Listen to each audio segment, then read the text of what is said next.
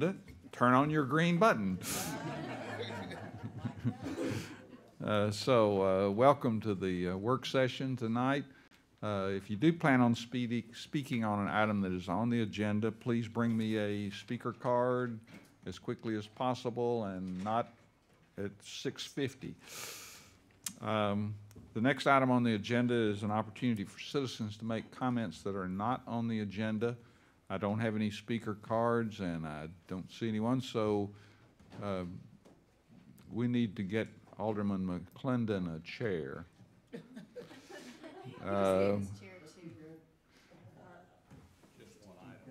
We have one more back here.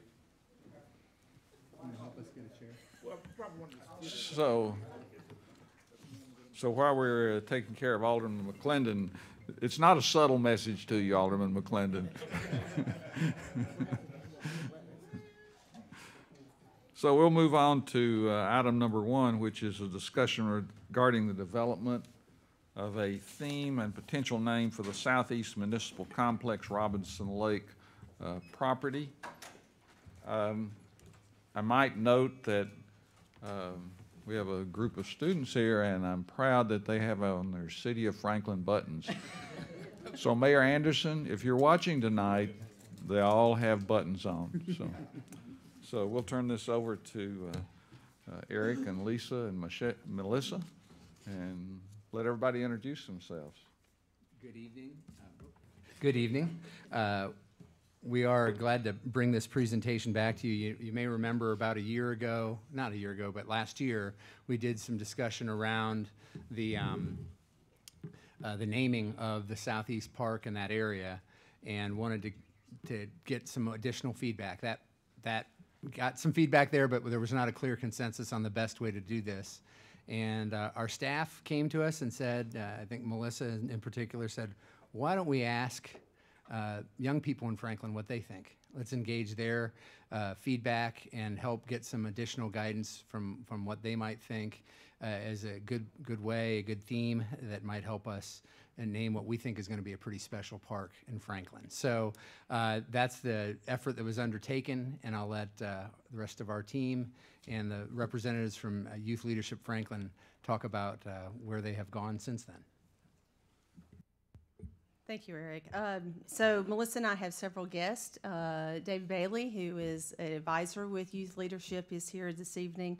But we also have, and I think we have one more come in, but we've got Joshua and Caitlin, Madeline, and Taraya is here. And so we appreciate their leadership and their time and willingness to be part of, number one, is part of their group, this group, but also to engage with the city in this important effort. As you know, once you name something, it is there for life. And when we hear about Pinkerton Park and Jim Warren and so many others, they mean something to the individual who either enjoyed some type of activity in that park. And so we're so glad for them to be a part of it.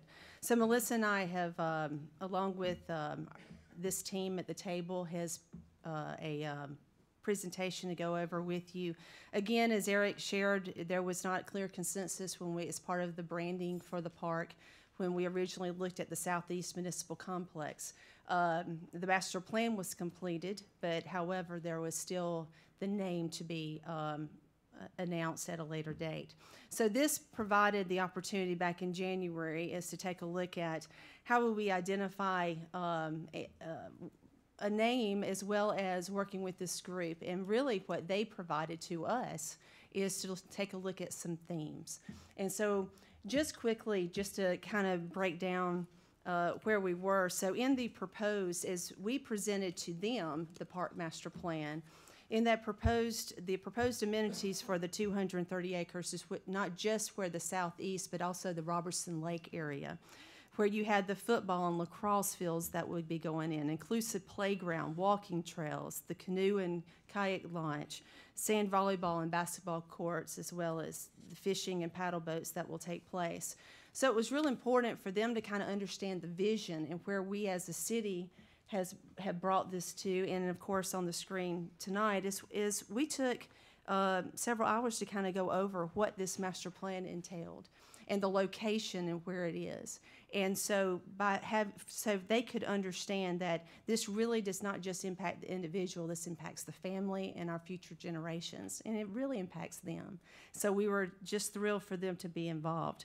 It also impacts another facility that's on the property that will be a shared service. This is not just about being in the park, but it was also about the future water reclamation facility. Should this be passed in the future, it was important to engage Michelle and her team with our water management area, so that whatever the park's name would also be this facility's name too. And so that's really important as we move forward.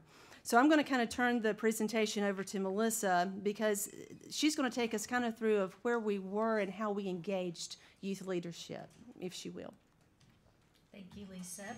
So we met with the group of young folks, and these are the items that we determined that they could help us with, is to determine the survey wording. We know we wanted to do a survey in some capacity, either just to the citizens or just to students.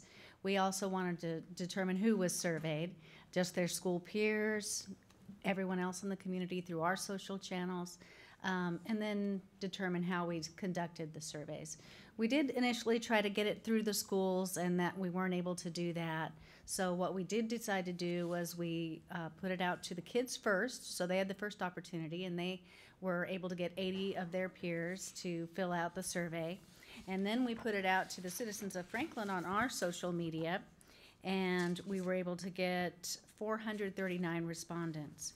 And the goal was to come up either with to work with Park, City, and you all to narrow down the names to 3 to 5 naming options, and then create the short presentation for us to go over with the kids, teenagers.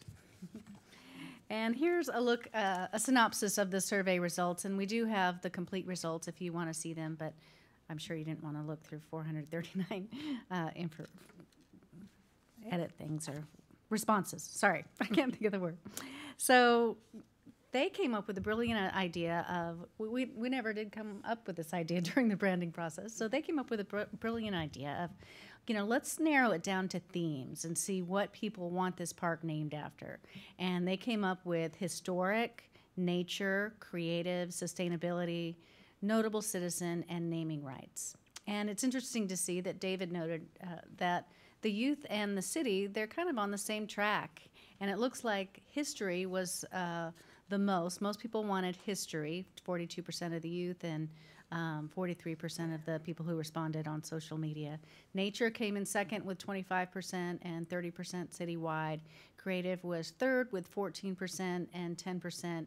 And then you can see it's very single digits in sustainability, notable citizen, and naming rights. So if you break it down, we are talking first about the youth and the historic. We had 22 suggestions for historic. We asked them to check a theme. If you took the survey, we hope you did. And then we said, well, throw out a name. If you like this theme, throw out a name. And so Carruthers Park, because there's not a lot of history with this area, but there is a history of someone named Carruthers in our community, and the street's named after him. So Carruthers came out first with 22 suggestions, and what does it say in the pink there? 13 respondents. Sorry, I can look right here. And then Nature, we had 13 suggestions, and those are the names there: Freedom Park, Dogwood Park, the park at on the Harpeth, Mockingbird Park, Magnolia Park, Robinson Lake Park, and so on. And then we had 7 suggestions for creative, and the creative names were Leadership Park, Carruthers Creativity Park, Kodak Park, Be Kind Anyway Park, the 615 Complex, Solus Ocasium Park, and I looked that up, but I forgot what it means, so someone has to Google that right now, and then Kiwasi Park. It was an interesting meaning, so someone needs to Google that and tell us what that means right now. Okay. And then the citizen name suggestions, we had 103 for historic, and Carruthers again came up as the top name in various different ways. And then for nature, we had 63 suggestions from the citizens, and that was Harpeth Meadows, Harpeth Park, kind of naming it after the river that runs through the park. The fields at Harpeth South, Franklin Harpeth Fields, River Run Park, Riverview Park, Riverside Park, Harpeth Robert Robinson Park. So there are a lot of names there, and there's more continued on this page with nature. Chickasaw, there's some Native American history in that area. Mockingbird Park, I think, is that the state bird? Mockingbird. Magnolia Park, after some of the trees. So you can kind of look there. We did have one Parky McParkface, if you remember Bodie McBoatface, I think. And then creativity. We had 27 suggestions from the citizens, and Carruthers again came up a lot. Carruthers Bend, Carruthers Place, Franklin Peoples Park, Franklin South Complex, Lockwood Lagoon. You can kind of see the names under there in the presentation. Sorry about that. And then I narrowed it down to the common names that came up in the survey. And so the name with the word Carruthers was the top thing. Carruthers came up the most. Carruthers Park, Carruthers Complex, Carruthers Commons, Carruthers Community Park. And then a name with the word Harpeth. Harpeth Park, Harpeth River Park, Harpeth Bend Park, South Harpeth Park, Harpeth Meadows Park, and then a name with the word Robinson, after Robinson Lake. So Robinson Park, Robinson Lake Park, Robinson Green. Those were the most common themes that came up, and I guess the next step is to go with one of the names suggested, select your top names and put it back out for a survey, or do not choose any of the names and start over. And I don't know if any of the kids want to chime in here. We weren't able to meet with them after the survey, but they have seen the results. And I don't know if you all want to chime in and say anything. They're a quiet bunch. They weren't quiet in our meeting, though. So what was your favorite?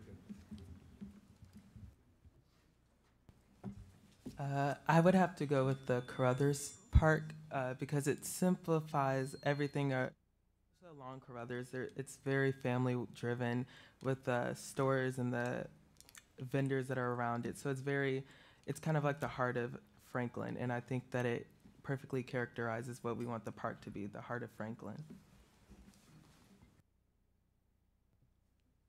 Personally, I liked the Harpeth. I know there's a lot of history with the Harpeth. A lot of people kayak on the Harpeth. It runs through Pinkerton Park, so I think it's a big part of our community. And I just like the Harpeth.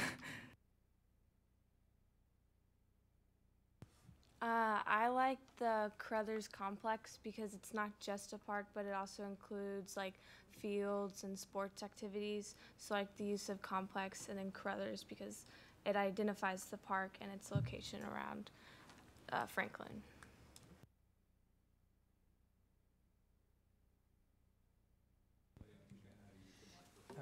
Great example. They know how to use the microphone. My constituent, Kaylin, also agrees with Carruthers.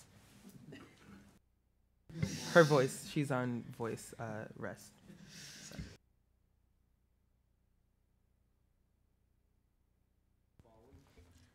If I may, Mayor, before we do that, I wanted to take a moment and thank everyone here and especially Melissa, for thinking of reaching out to Youth Leadership Franklin to be a part of this process and at least take it this far regardless of what happens next. So we appreciate the thought, and this is half of the subgroup that volunteered to help put this together, came up with the methodology of how to go about the survey, the wording of the survey, the idea of going from themes to names and moving from there. So proud of the work that they have done, and again, we're appreciative of your audience tonight. Alderman Peterson, then Alderman Speedy, then Alderman Martin, and then Alderman Bransford.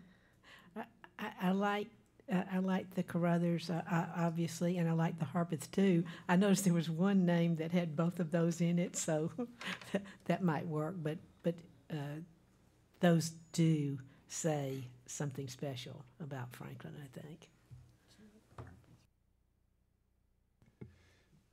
I do like the name Carruthers. My only concern with that is that right now, from the people who don't live here, if you type in Carruthers Park, there's already an established business location. and there's Carruthers Parkway. I could see it being a nightmare for people who don't know where the park already is. That'd be my concern with Carruthers. I would be also in the 3% that would be very interested in some of the naming rights. I think there's probably a lot of opportunities there for our taxpayer dollars. And I'll agree, I like Harpeth Bend the most. That's my favorite.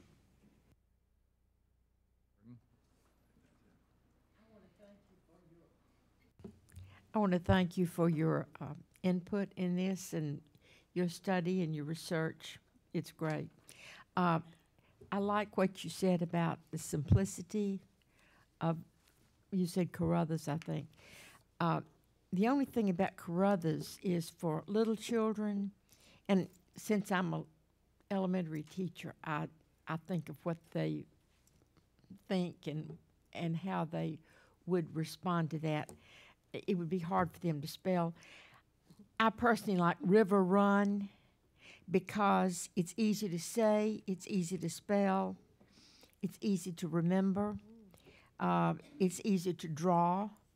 There'll be a lot of drawing in the elementary classes, and it's easy to think of to draw a river, and then the activities that could take place around that.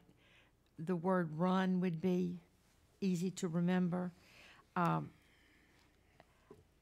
It indicates the location. It's near a river and an active park, as well as passive parks too. But the river, I don't know. I just like River Run because I think it's easy for the children, and I sort of think like the children. Alderman Bransford. Thank you all so much. Great work. As you see up here, we can't agree on one name. So I would like to see this move forward to top 3 or 5 or whatever and bring back. And then we will only have 3 or 5 to choose from rather than that list. So if you or the leadership can narrow it down somehow, I'm not sure how you would narrow that down because they're all great. It is a complex, so somehow we're going to know that, anyway, there's a complex, or it could be part of the name. I think one of you all mentioned sort of like a complex as part of because it has the variety of activity. But this is great, and I love the theme idea. And I guess one other thing you could probably think about, as Alderman Speedy mentioned, how is any of these can we monetize any of these names in some way? So, or either within the park, we may have opportunities for that. So it may not be necessarily the name of the complex, but within the park, we can look at, public-private types of money-making fields, Yeah, great work. Alderman Berger, then I've got Alderman Blanton, and then Alderman Barnhill. Oh, round us out. We all Just done. go down the road. Sure. I'd like Scott's comments and Margaret's comments on the pearls. I like everybody's comments, actually. A lot of depth to all of them. I think we overuse or can overuse Harpeth and Carruthers and Harpeth and Carruthers and Carruthers and Harpeth. I think we need to expand out a little bit. So I like River Run a lot, and your ideas about that, Alderman Martin was, what is your name? It doesn't matter. I answered anything. There's a lot to be said for that. And I like simplicity, and I also like complex, because you all brought that out, that it's more than just a park, it is a complex, so that has some weight to it. And then I'm 100%, 1,000% in favor of naming rights. I think we would be foolish not to do that, and whether it be the entire naming right, or as Alderman Bransford brought up tonight, that we have different aspects within the park with more opportunities for that. So I'm 1,000% for that. Oh, it's my turn. Yeah. Oh, is that the problem? One at a time? Okay. I definitely do want to thank you guys. I know it's got to be interesting to have a project they actually get to bring before somebody that can talk about it. Okay. I agree with Harpeth being overused, Carruthers being overused. I think there's already a lot of Carruthers out in that area. I tend to be one that goes towards the 5% here when you talk about a notable citizen, because I think if we look at the past of what we've done with our other parks, whether it's Jim Warren or Pinkerton, those are names that meant something. I'm not quite sure what they meant. I need to probably Google it. For our community, and I think that's probably where you guys, as a generation below, don't kind of know who came before you that you don't already know about. And I think about people who serve the city, like, you know, Harry Guffey, or even Johnny Guffey, who just passed away, and that's two very notable generations of Guffeys. One who birthed or delivered half the babies in this community, and then one that went on to be an alderman for our community as well. Who passed away recently. I think about keeping lineages alive and keeping history alive and honoring people that helped our community grow into what it is today. I have learned since I've gotten this job that you don't get to have anything named unless you've been gone 5 years or so, I think is what it is when it comes to streets or waterways. But I think if we stay consistent, and that is also historic, you can kind of split the difference and think that naming after a citizen is also historic if they had something to do with the history of our community. So I would like to dig a little bit deeper into who those names and people could be, and I think it could set us apart when it comes to bringing tournaments to our community, that it's almost, you have to know the name, you learn the name, and it becomes catchy because it means something different than just a generic word, no offense, like River Run. That could be anywhere in the whole world. So that would be my... Or Westeros. Absolutely. And that would be my input. Or even Charles Sargent would also be a great name, just saying. That was his area.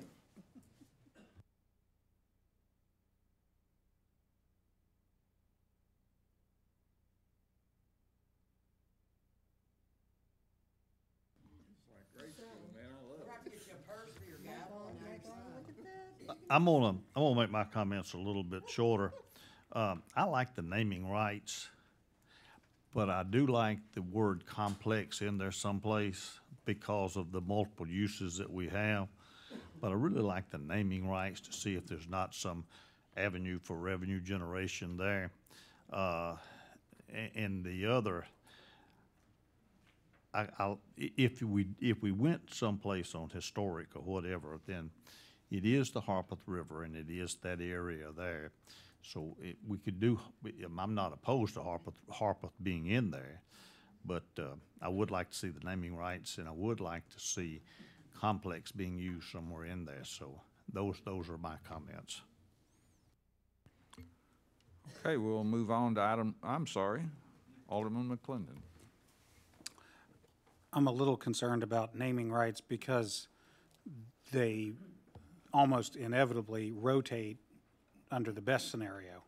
And so what was Adelphia? Bridgestone Arena next year will be something different.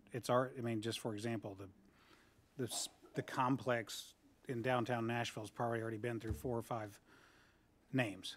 And I get that we like to recover revenue or cover expenses wherever we can, but we don't really need that. I mean, we're spending $100 million. I don't know how many tens of millions of dollars to do this. $30 million. What's somebody going to pay? $100,000? I mean, it's our park. Let's name it what we like it, and not be negotiating with people who want to promote their own interests. And that's in the best case scenario. You never know when you're going to wind up with some suddenly despicable sponsor that you have to get rid of. So I don't want to do any kind of naming rights. I appreciate the effort to, limit our expense or whatever. But if we're in for $30 million, then I don't think we can sell a sign for enough to make up for that. Harpeth is overdone, all due respect. We have, who knows, if you Google Harpeth anything in Franklin, you're going to come up with 50 things. So I'm not going to name the place, but there's an office park in this part of Middle Tennessee that is pretentious enough to think that calling their some building the premier building will tell you anything about where it is, and they don't even have like numbers on the buildings. That's how important they think they are. I think it's important that you be able to find this thing simply. So something like the sports complex at Carruthers Park or something like that, that makes it unique and simple and gives you some idea of where it is probably a better idea. As for honoring individuals, I'm not against that. I do think that it's customarily been done lately, and I think for good reason, that you name a field after a person at a park. Okay. So if we had the baseball complex, it could be the Big Shot baseball person field at Carruthers Complex or whatever we ultimately choose. So that way you might actually have some number of opportunities to honor individuals who've made contributions to the community. We'll move on to item 2, which is event permit for the rodeo parade. Number 3 is event permit for Wine Down Main Street. Number 4 is the liquor license renewal for Berry Farm Wine and Spirits. And given that there's no comments, we'll hit item 5, which is a resolution 2018-102, providing design direction for the State Route 96 West Multipurpose Trail Project. So we're returning back to the discussion around the multi-use trail and the interface in particular with the flower and produce stand along 96 West. This specific element, and I'll we don't really need to rehash the different options we talked about before. We've really developed another option that I'm prepared to recommend to you.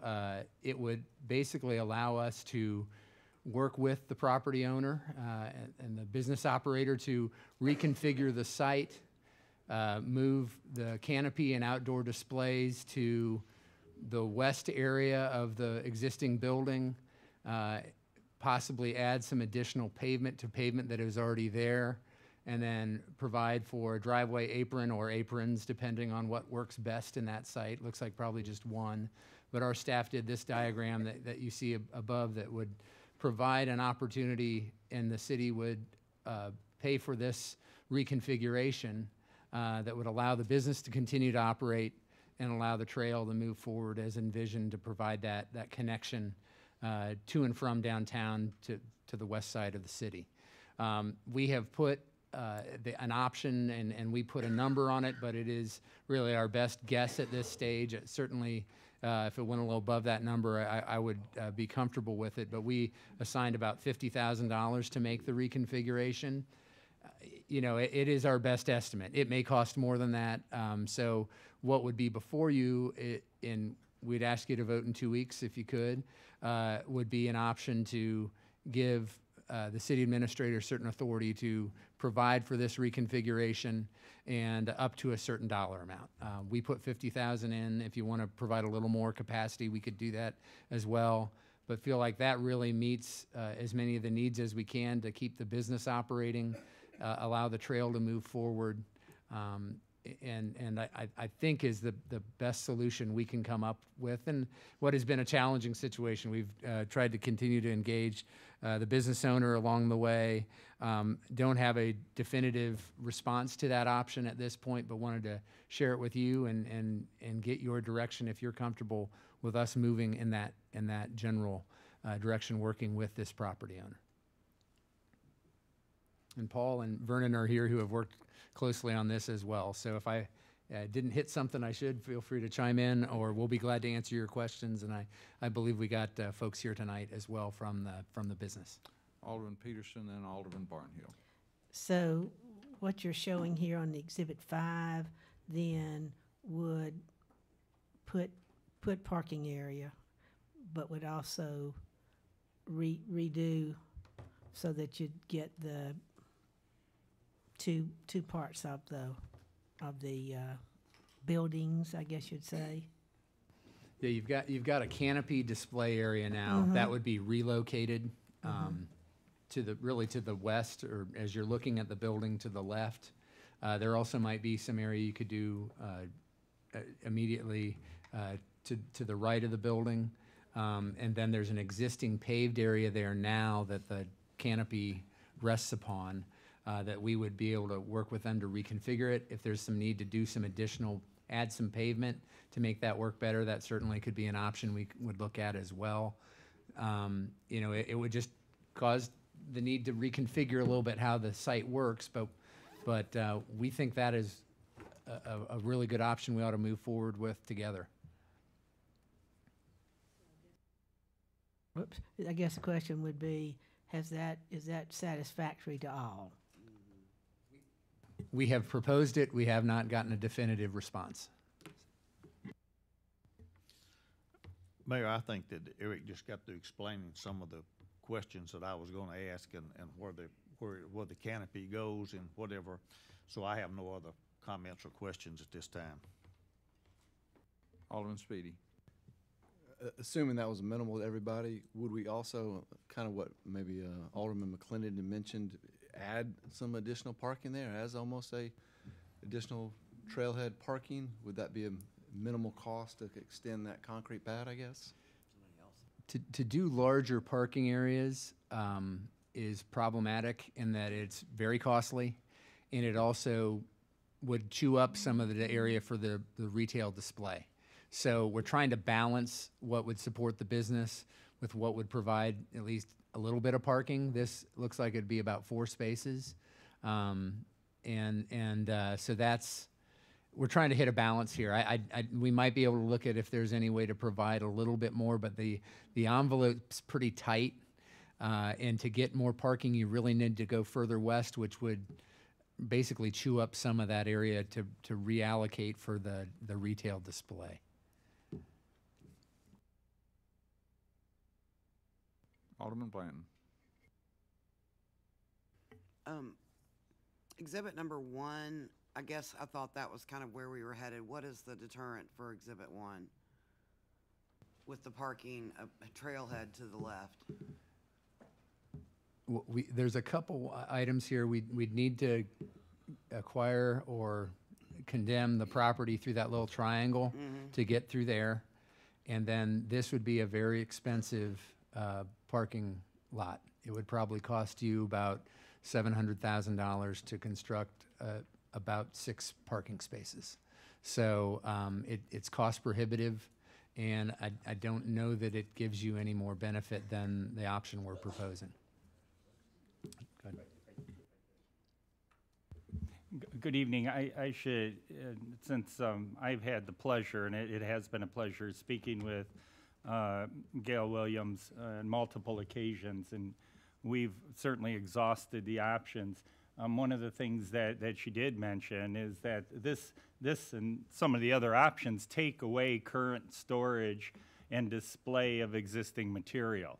Even the option we propose does take away some of that area, and that's, as Alderman Blanton said, that takes away some of the area they use to display merchandise, even more in many respects so than what we've are offering as an interim or a compromise with the solution Eric laid out. If nobody else wants to address it, I'm going to ask Mr. Reed and Ms. Williams to come up and offer your comments.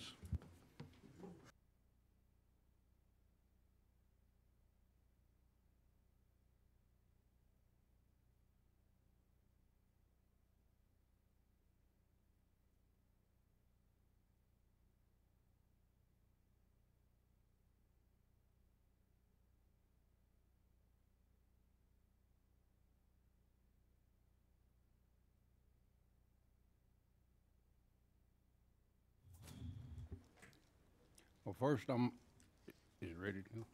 I'm gonna let Gail talk, because I think she's had a meeting that, in the last week that I'm not aware of, so I need to see where she's at on it. Okay, if we put the park in there on the front, we can get 4 cars in. That's what, you know, Mr. Girth said. And we actually come to work in 3 of those. There are 3 of us. So it's like we could have 1 customer. And plus, that is always full. And with 400 or 500 flats of flowers. And that's what I told him, with just this little bit of area, we could not make enough profit to even run the business.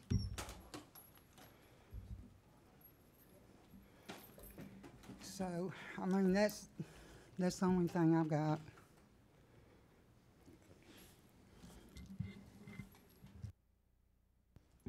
Okay, on the one that you had up before where you were talking about condemning and going through this piece of property?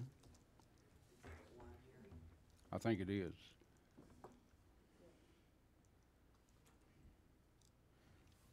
Is that possible to do that? Because it would probably give more parking area going. I know we could make more parking spots if we could go across that area right there. Yeah, and to the side of the building. The front is not that much room to park. Any way you go at it with the building sitting there, you can't get any customers in and out.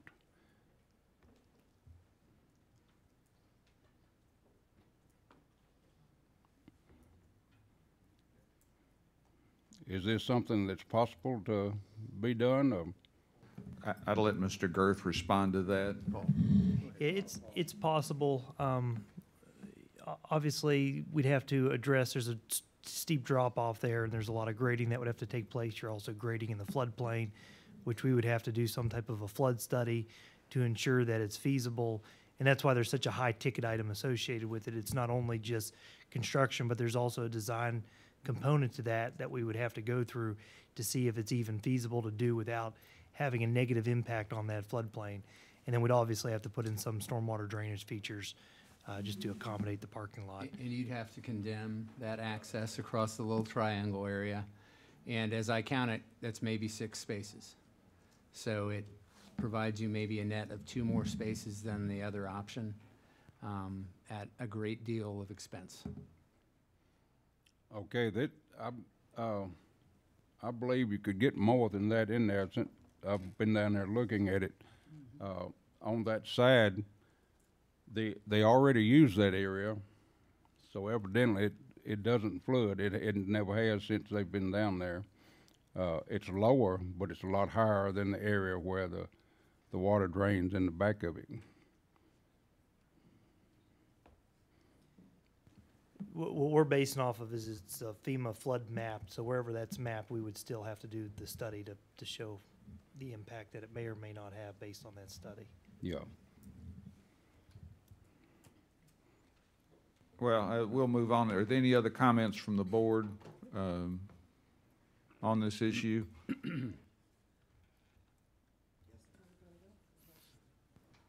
Alderman Barnhill? I'm probably not going to support spending $600,000 or $700,000 to condemn the property and build a parking spot for 5 or 6 parking spaces, 3 or 4, whatever they are. So if the applicants don't want what we've offered, I'm not sure what we do. But to spend $750,000 on a $1.8 million project is not in line with what I would expect of myself to do, okay? That's not, but I'm not spending that kind of money on that to provide a private parking lot for that particular business and call it a trailhead. We can call it anything we want to, but it's parking for that particular business. Alderman Speedy. So similar, I guess my question is, I know that maybe they said the property owners have verbally agreed to sell it at a certain price.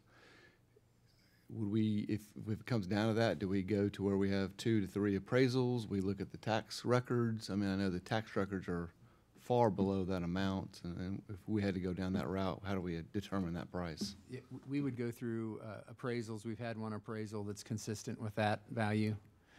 So it would be in that range, we would think. So the question then is, what do we do with that property?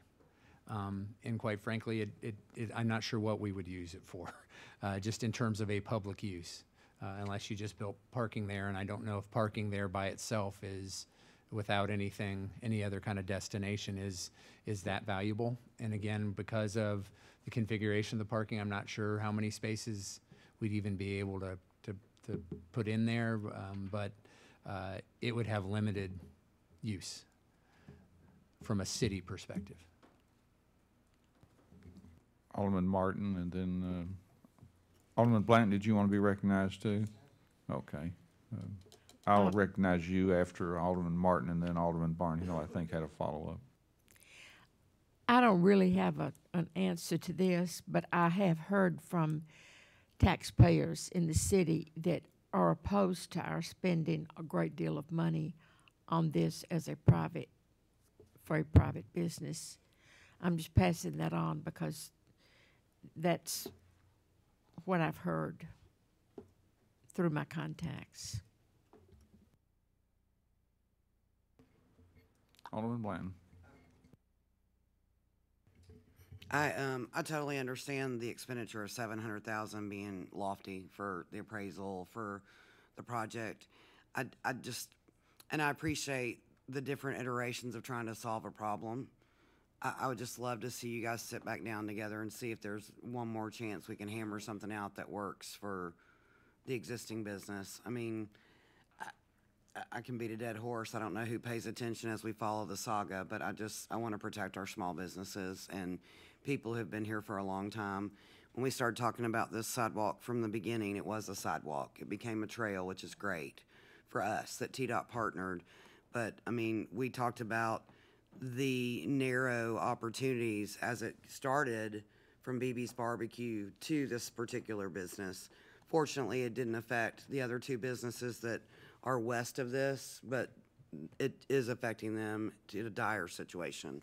So I would just like to exhaust all brain cells to see if we can figure something out. I understand $700,000 is not, it doesn't make sense fiscally, but I think that hopefully we can come to a solution that gets us our trail and keeps you in business. If I may.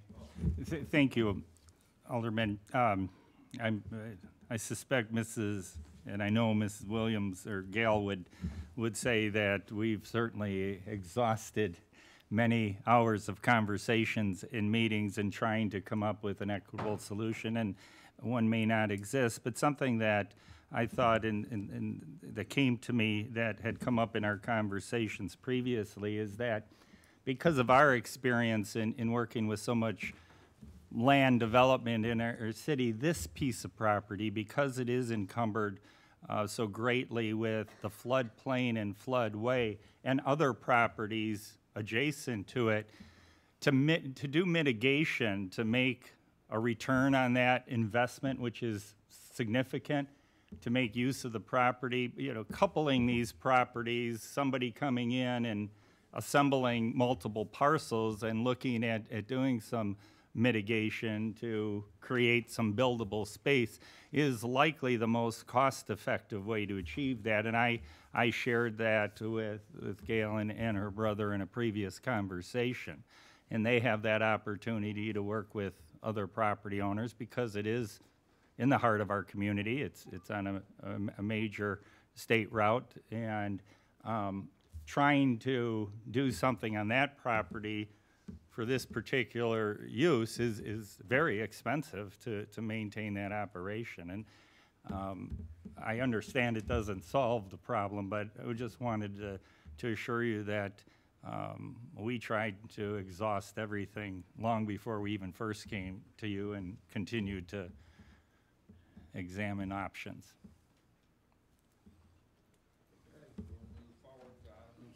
If I could say one more thing.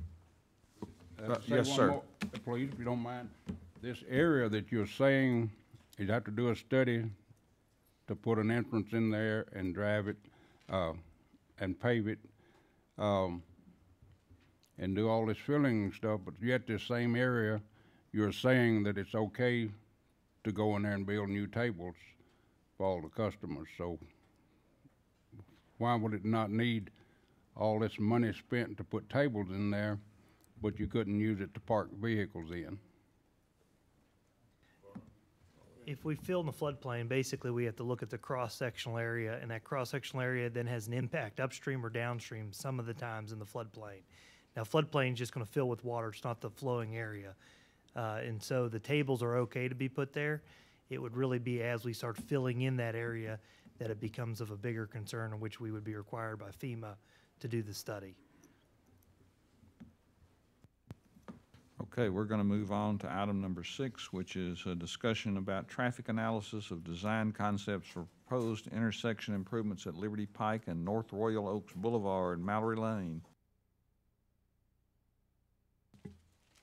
This is a project we've brought before when we worked with the Capital Investment Committee, and also had a public meeting where we gathered some citizen input. Staff has done some additional design work with that feedback, and we wanted to bring that to you tonight to sort of walk through the options as we see them at this stage and get further feedback from you as we look at this project, which was the design and right-of-way elements were included in your capital investment plan, approved capital investment plan, and the construction is something that is fairly highly rated in your next tier of projects. So we wanted to walk through some of these design concepts with you tonight. Okay, so Jonathan's going to help me out with this, but in your packet you have the functional exhibits, and they are very high-level functional exhibits. That's what they are.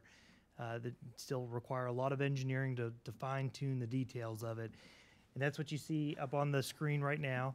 The other exhibit shows the level of service, and if you could open that up too, you can see the various options in which we evaluated, and we looked at all the different levels of services for each approach for the AM and the PM for different horizon years, 2020, 2030, and 2040.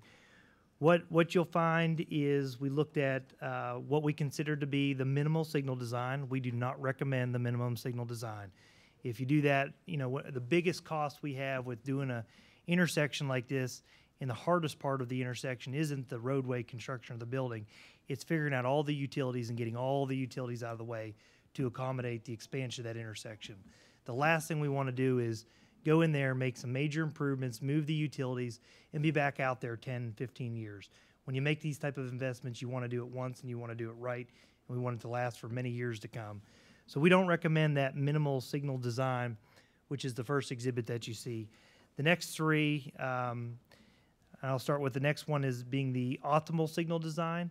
That was us attempting to right size the intersection, meaning we didn't want to make it too big, but we also wanted to ensure it was big enough to accommodate year 2030 and year 2040 so that we wouldn't be back out there. What you start to see is failure at certain hours of the day, at certain approaches. You start hitting that level service E at a few locations. And again, that's just your peak time frame. The exhibits also show the various queue lengths on the exhibit. And then the next option was the ultimate signal design, which is what we proposed from the beginning. It shows a pretty good level of service. You still have some projected failures in those level of services. The difference between the optimal signal design and the ultimate signal design, the ultimate had a few additional turns. It had an additional eastbound right turn lane, a additional north double or left turn lane, and an additional northbound right turn lane. And that's what you can see, sorry, the top one. I think you'll have to help me, page 3. Yeah.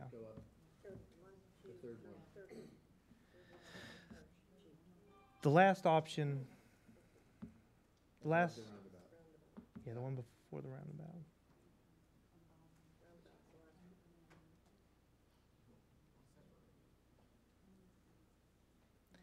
The last option that we looked at, and I'll keep talking as we work on this, was the roundabout option, and it was what came out of the public involvement meetings from a lot of the homeowners were very interested in pursuing the roundabout option. From an analysis and an engineering standpoint, it clearly wins hands down. I mean, from a technical standpoint, there are other concerns about roundabouts.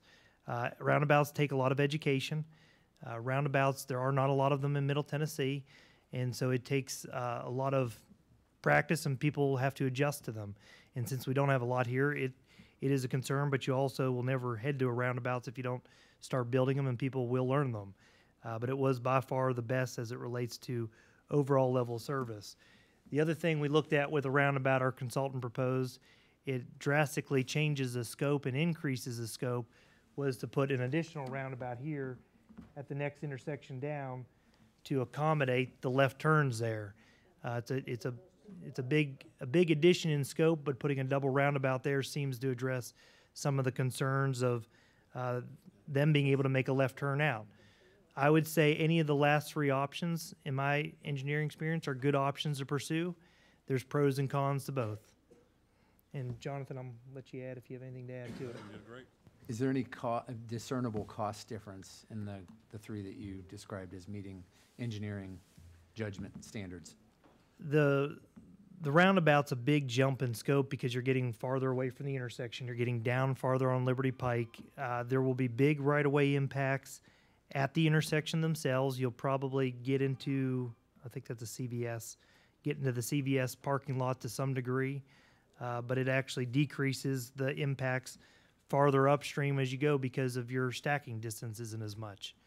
The other two options, the optimal versus the ultimate, it's just a matter of an additional 12 foot of lane, travel lane, and additional right-of-way costs associated with that.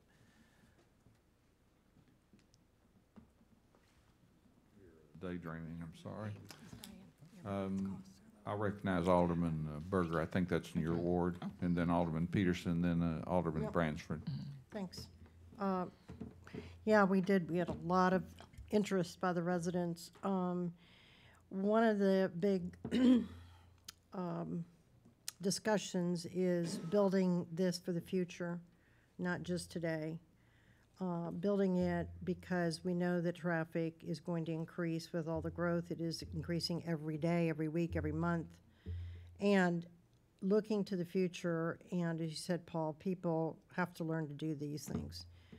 Franklin, we've done this for years. We've been forward-thinking in so many areas that why not be more forward-thinking here as far as moving our traffic and getting people around and not having to deal with this another 20 years from now, and the people go, okay, now we've got stop gaps down here and we've got backup. One of my big concerns is this area for a roundabout would be pedestrian crossings, and so I did some research because I wanted to make sure that we could address that. And there is a study, a very interesting study that was done actually for the Southeastern Transportation Center for the University of Tennessee in Knoxville. And it was done by John Stone, PhD, out of, he's a Department of Civil Engineering out of the North Carolina State University. And they have a very good study done with how to deal with pedestrian crossings. And I think that's really going to be important, especially the more I talk to people, they said, some people even said, I'm not really a big fan of them because we don't know, I don't think enough people know how to use them, although we have numerous ones in town, and we're getting more and more in subdivisions as well, which is definitely different than out on a regular street. But they reiterated to me that they thought it was better for the future and better for moving traffic, and one of the biggest concerns is moving traffic. I think you need to take a look at that study. I'll be glad to send it to you because I think the way they approach the pedestrian crossings away from the roundabout itself up further is quite well done. And it also has an opportunity, the way the roundabout would be designed, of how it's designed is going to be extremely important if this option is ever chosen, because you can make it so that traffic begins to slow down way before you get there. You know, we're making roundabout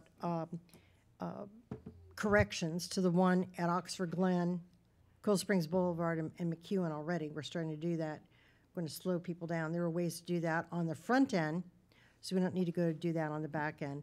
So those things are doable. There is a lot of information out there to address those issues, because I think those would be my main concern. And there's some other things, of course. I'm not in favor of any of these that would be, which is the one besides the roundabout? I mean, you look at the graph here, and it's all mostly all green. So which is the second one under that? The full? Mm-hmm. Yeah, I don't see how we couldn't do either the full build out or the roundabout, because I don't think that's fiscally responsible on our part for the long term, even though it might be costly on the short term. Alderman Peterson. To talk about something else that is going to need to be looked at there, remember all of the problems that we've had with water runoff, and I'm concerned about each one of these taking away some of the capacity that we have right now. And so, especially if we have a much wider right-of-way that's needed.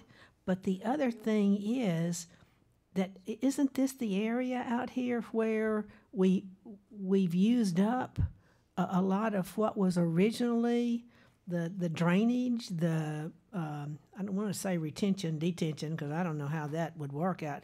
That works out there anyway. But I'm just saying this is a part of this that absolutely needs to be looked at.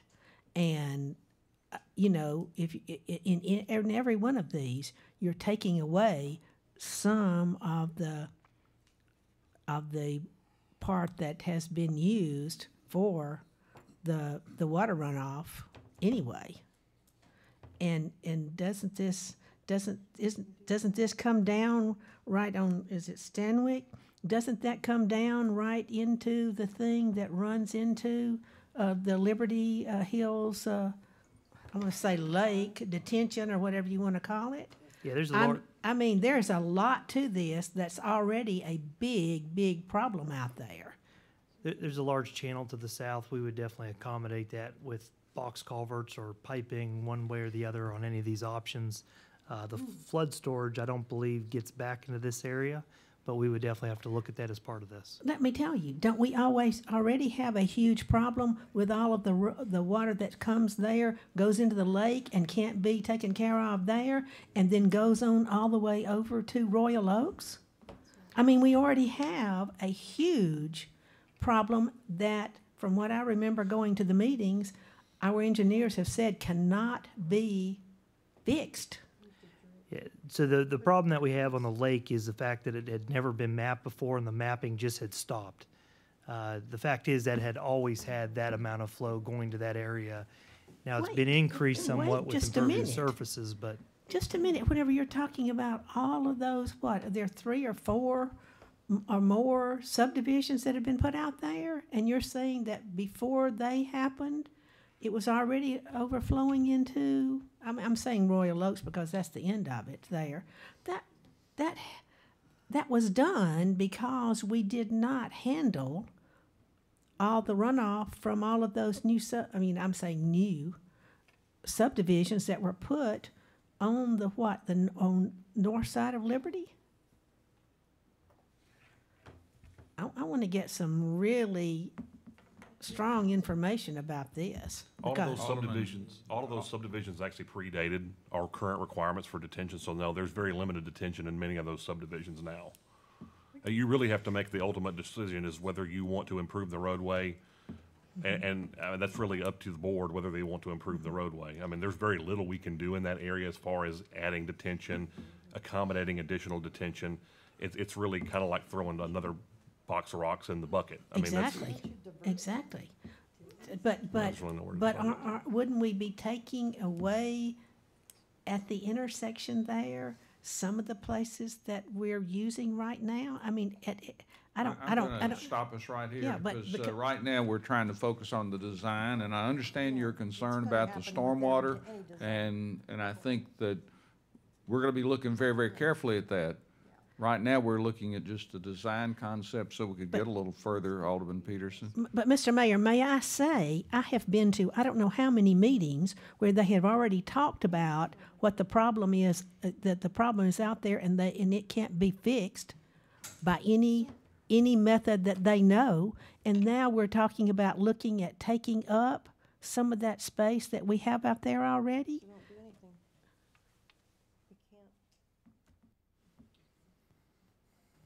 Alderman Bransford. Thank you, Mr. Mayor. I think anytime we have an opportunity to create a design that's going to give us longevity to this intersection, the most use for this intersection, I will be in support of that, because I think when we cut corners and maybe do minimum, I agree with the ward alderman that mentioned the roundabout. If we can get more capacity and more use and then moving the traffic in a quicker and a more efficient way, I would be in support of the roundabout concept at this time. I understand from Alderman Peterson that there is other concerns that we will need to take under consideration. But as far as the design and moving that traffic, that's a neighborhood area. You have walkers. I see walkers up there. It's the school in that area. You have young folks walking to and from school. You have the mothers with their strollers out on the sidewalk. So we need to be very aware of those things as we go into that intersection as well. And you have that apartment complex on the corner. So you have a lot of individuals and families. But I think being able to move that traffic, those individuals and families would appreciate that as well. Alderman Barnhill. I'd be interested in knowing the difference in right-of-way acquisition between the roundabout and the other, and whatever additional cost that is, and whatever impact that has on probably CVS. Just looking at the drawing that you've got up there, that looks like the one that's the most impacted. So those would be my interest in looking at that. I think it is an intersection that needs to be upgraded. I've not been a proponent of roundabouts. If they work, if that works and that's what the board wishes to do, I don't have any objections to that. I've just not been a proponent of using up additional right-of-way and additional cost to put the roundabout there. But if that shows up and comes out that that's the best possible scenario, I can support that also. Alderman Blanton. I'm not an engineer, but this is my corner. I live here. And roundabouts, I think, have a place. I don't think it's here. I think for me, the couple reasons why I would say that, especially the one coming out of my subdivision, that just makes me just want to scream. But when you've got Centennial High School that has 1,800 students who are coming and going twice a day, and you put them on a roundabout, oh my Lord. The other thing to think about is the Royal Oaks Hill already today stacks up. And it's dangerous if you're approaching that hill and you don't know that it's stacked up to come over that hill and have to immediately stop. If you think about the opportunity to back up that many cars, to me, it's just asking for disaster. Do I think it needs to be built for the future? Absolutely. And I'm fine with whatever we can do to make that happen. I did notice that you did have, I don't know what you call it, a stacking lane coming out of Andover, which I think has to be there, because to make a left turn out of Andover during peak hours without that middle lane is virtually impossible. So thank you for that. That wasn't on the original plan. In fact, there was concrete there. I don't think roundabouts need to be at this busy of an intersection when you're throwing high school kids on it. I mean, yes, they would eventually get trained, but guess what? Every year you've got new drivers and more people, and it freaks me out. So let's plan, but I can't support roundabouts in this particular area. Okay, we've still got a long agenda to move through, if it's okay. Could I Did just Alderman Martin, did I miss you? Alderman Peterson, you have just a Just quick comment. Yes, I want to get some traffic counts on this and the other places that we have roundabouts in the city at this time. I mean, and generally, can't you get a traffic count, you know, of so many hours per day and everything like that? I'd just like to get some of those.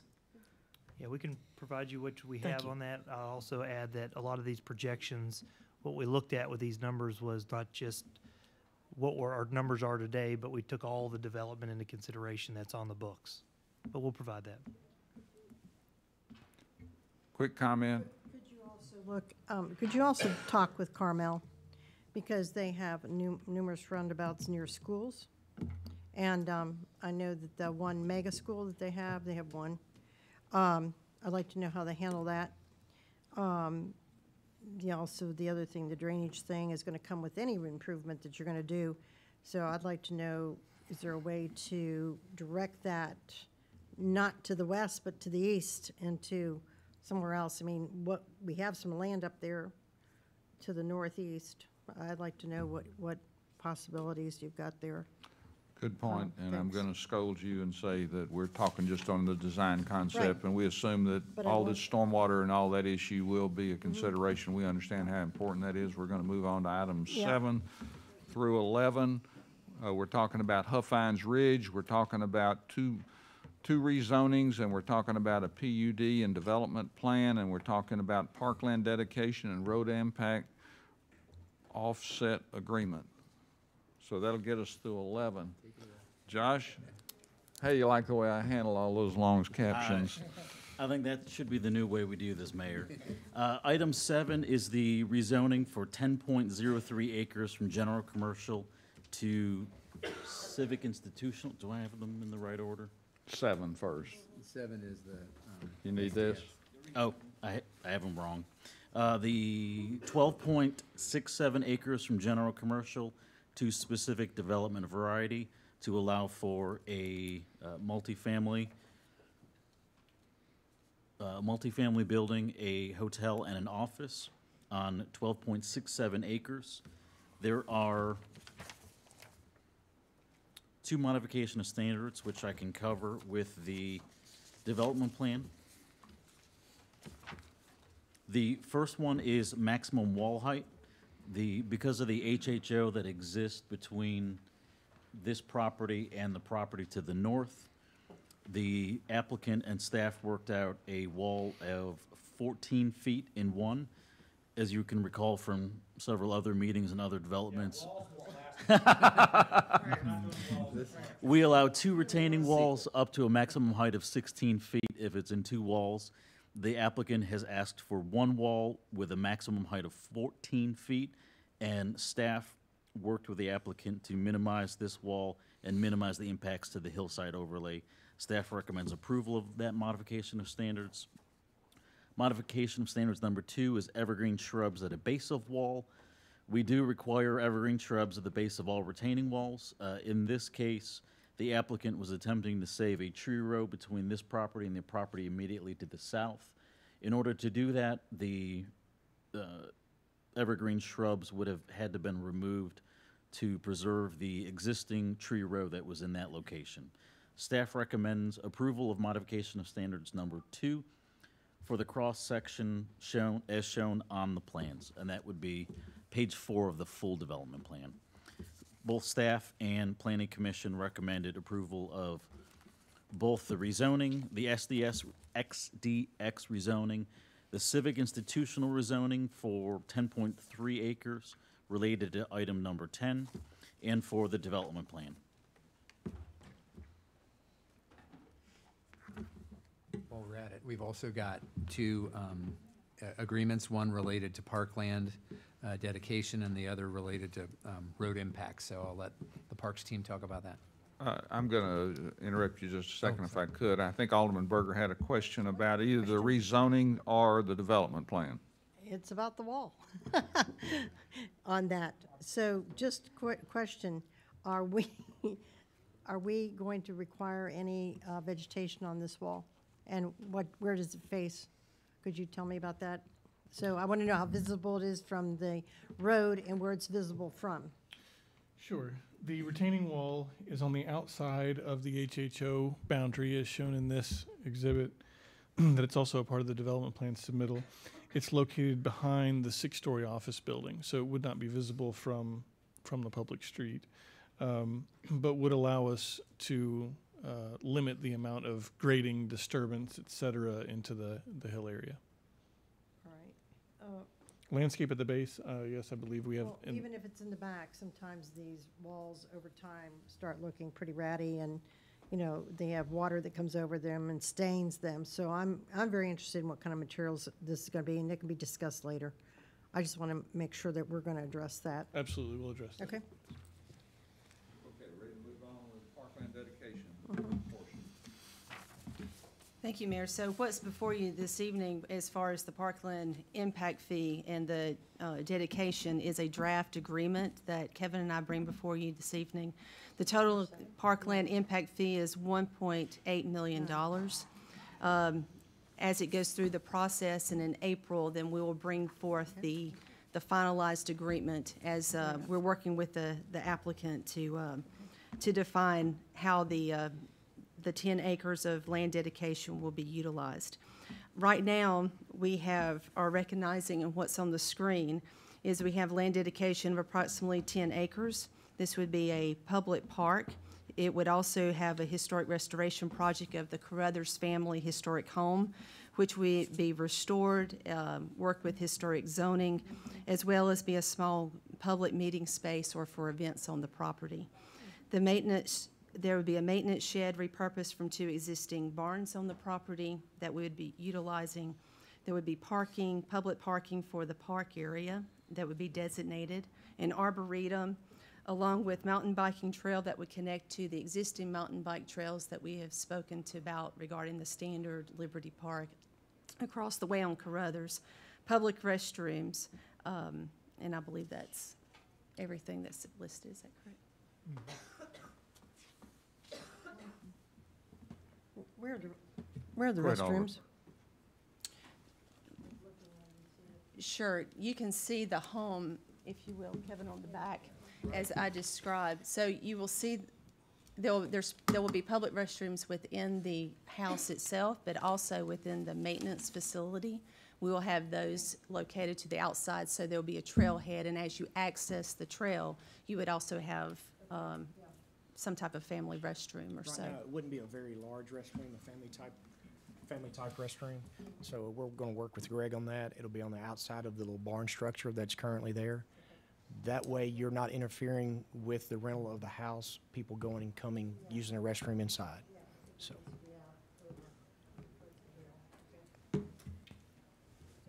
Okay, we'll move on to the road impact fee offset agreement. That's pretty straightforward. It's about 2.69 acres of dedicated right-of-way for additional laneage on Carruthers. So this is consistent with that and would provide for that right-of-way. Alderman Berger. How many feet for that? I mean, what kind of distance are we talking about for that lane?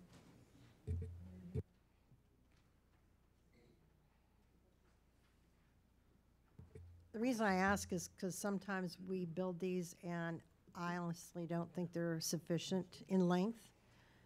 And I would like to know what length we're talking about.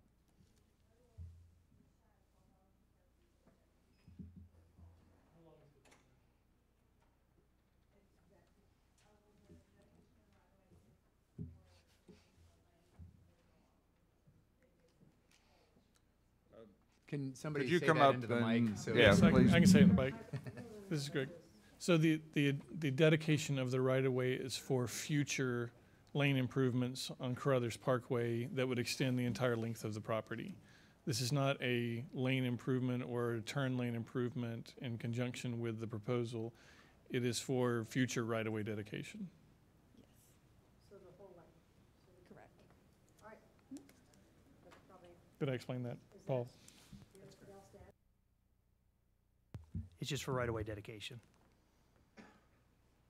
So we've got enough length there, then it's gonna be the entire property, but The plan is to do that along all of Carruthers to provide for expansion of the road. It goes back to the integrated growth plan in which we established a right-of-way through that whole corridor, and this is a right-of-way needed to accommodate that at some point in the future if needed. oh, it's gonna be needed. Yes, it will. And when, okay, so question, when does that kick in? How do we know when that kicks in? Because honestly, as soon as you build this, I'm gonna tell you, you're gonna need it. Well, we continue to monitor it, and we continue to put it in the capital plan as we believe it's needed, and we work with a lot of developers to make these upgrades as needed, and it's all part of the traffic impact study as they come through for the approval process. In this So it- case, we determined right-of-way is all we needed. Right, so as development continues to happen along this corridor, that's part of what we work with everybody on, is to acquire right-of-way for future road expansion. I can tell you, just hearing from constituents constantly, is they think we wait way too long to put these in. And it says, oh, in the future when we need it. We do need it, we're gonna need it, you're gonna develop it, we're gonna need it. We're not gonna, have that development sit there for another 5, 6, 8, 10 years and then say, oh, well, now we'll build the lane, because we've been, for 2 to 3 years, stacking people up and having gridlock trying to get people to turn. I just sometimes feel that, or know that we wait too long. So that's why I asked, because I'm curious how that's gonna play out in the future. Thanks. Okay, we're ready to move on to item 12, which is a discussion of disposition of surplus real property. Ask Shauna to come up here as well, but we really want to get some feedback from you. We've done some additional research and learned some things. You may remember we've had a number of different projects that have come before us related to what might be considered surplus property and how we work with it. And the existing city ordinance has a fairly low threshold at which we need to go out and take sealed bids for the disposition of property. And that's at $25,000 or greater. We have to go through a formal sealed bid process to basically sell the property. And quite frankly, it was our belief that that was guidance that was given to us by state law. And that may have been the case back in the 1990s when this was put into our ordinance, but it is not the case now. So really, as we've researched it more, we've learned that really this is entirely something that the board can modify in its ordinance in terms of how we handle surplus property. We'd like to get you thinking a little bit about that, give us some guidance. We could modify the dollar amount. We could look at some policy direction of the board or some desired public purpose or outcome that could allow you to work differently with the disposition of property. You could blend it with a dollar amount and some other public purpose or desire that the board has. And so this is something we've learned, but we wanted to get in front of you and give you a chance to think about it and give us some feedback on how you might like, if you would like us, first of all, if you'd like us to explore changing that ordinance to provide some different guidance there. And then if so, how you'd like us to do that. So, Sean, I don't know. Anything else? Okay. Alderman Martin. Why would we change it? Well, for example, the next item we're going to talk about on the Hill, this could create an opportunity for us to dispose of the property, provide ownership to the developer, and not have to go through long-term leases and some of the arrangements we've had to do to work around this requirement in order to give the board some more choice. So, for example, when we worked with the bank to redevelop the 5 Points location, we had, if you wanted to have direct control of that, we had to do it through a lease mechanism. The full disposition, and we may not have wanted to do that in that case, but you didn't have the option and maintain some control in a proposal process like you could have done there, and we had to do through a lease, like you might want to do with the Hill if you're redeveloping that into a residential development or neighborhood. You may want to have more direct involvement in how that gets redeveloped and how you work with the disposition of that property. And once it's above that 25,000, you're to a very prescribed sealed bid process, and you might not be able to consider other concerns like design, like the vision for the use of it, the multiple price points and homes that you might want to see achieved through like affordable and workforce housing targets, just as an example of something that's before you now. But there may be other desires you have with how you handle the disposition of city property, and modifying this could give you more flexibility.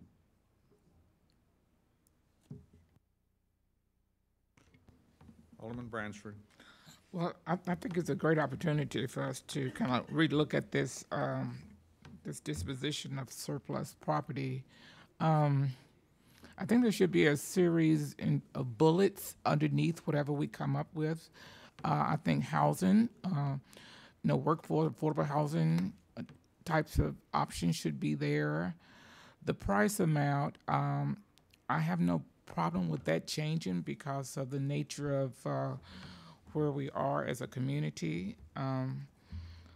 But Eric, you pretty much said everything that I was thinking, is that it gives us an opportunity to be flexible with what we can do and how we can do it. And I think we just need to structure that we do not leave out things like nonprofit. When we visit other cities have a inclusive type of housing where you can go into a certain department and create those opportunities for their housing when they want to assist in developing workforce or affordable housing, or put in community centers and things like that on this type of property or property that we may have. Someone mentioned tonight the park over by 96. That could, if it becomes city property, that could become something that we could have an activity or function there related to our community that would service the wider community. So you pretty much said what I was thinking, is that we need the flexibility of being able to stretch. Thank you. Alderman Blanton. Honestly, I would look for some direction from staff, because you know what's in the pipeline and you know the desires of what we might want to do. I don't know what the perfect number is or the perfect solution, but I think asking me an open-ended question, I'm like, give me some choices. I don't know. So that would be what I would say. Help me. And some of it may not be like a price point. Maybe is there a public purpose for which you would want to control the use? And as it stands right now, as soon as you declare it surplus and we deem it over 25,000, we have to dispose of it by sealed bid. And it gives you no real control over who might purchase that or who might have that after the fact. And as we started researching this, we found other cities don't really have that restriction on themselves. So just knowing from you that you're open to us doing that work is an important first step for us. So we don't want to go down that path if you were not comfortable with some form of change. Alderman McClellan. This is if you did away with the rule as we have it, and I don't know that I advocate for that, but if you did away with it, you would want to be extraordinarily careful about what you replaced it with, because this is exactly the area in which people can reasonably hold the perspective that there's been some good old boy backroom dealing. You know, the $25,000 threshold and the sealed bids is a bulwark against the suggestion that there's been some underhandedness or favoritism. And so I don't mind having a conversation about whether or not this particular policy still serves us well, but we have to be very careful about what we might replace it with. And that is especially true when we then link it by placing it right before an item like 13, which and, you know, I know what we are and aren't doing, but people watching who might have a more cynical view than even I might wonder, well, they're just changing the rules so they can get the result that they want. And here's a 15 or 18 or 20-year-old rule that, you know, perhaps it now appears to be inconvenient. And so we just decide we don't like it anymore. Now, I realize that there are a lot of reasons that staff might like to have this conversation, but we do need to be cognizant of the appearance that it creates if we go shedding ourselves of rules like this.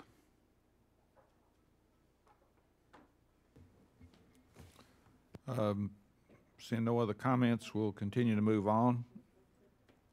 I would just say, Dana, I don't disagree with what you said, but also the word inconvenient could be also said that, you know, it's not that it's inconvenient, but more wise options it would give us to control areas and have more options, which I think would be good.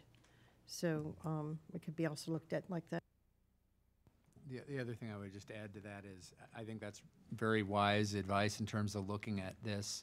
We would need to make sure we're providing some form of very clear, transparent public process around it, and that's our intent with the Hill. We'll talk a little bit more about that when we get there, but it's absolutely good advice, because if we don't incorporate it and make it clear how we're selecting what we're selecting and who gets it and gets to do it, it does leave you open to those questions, and that very low threshold, and it was even still low in 1998 when it was put in place, was I believe probably pretty intentional to make it clear that this is property that had some meaningful value, and that we provided a really strict way of dealing with it. I think you may still be able to provide some protections, but through a different route, and that's what we'd need to think through together. Alderman Peterson.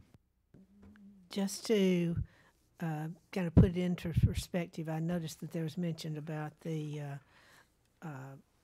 property on the old fire station near 5 Points, but I'd like to know kind of what surplus property we have disposed of maybe in the last 20 years, and also what other surplus property do we have that might come under this what we're considering.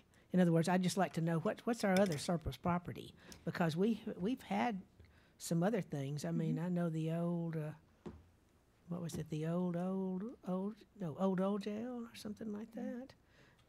Perhaps as you bring back something for us to look at with options that we've been discussing and the various methods of making sure we're transparent and have process, that you could also include those properties that Alderman Peterson's requested and what we've done in the past.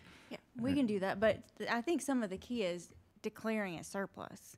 You know, for example, if with the 5 Points property in the post office, we decided not to declare that surplus, but to keep it.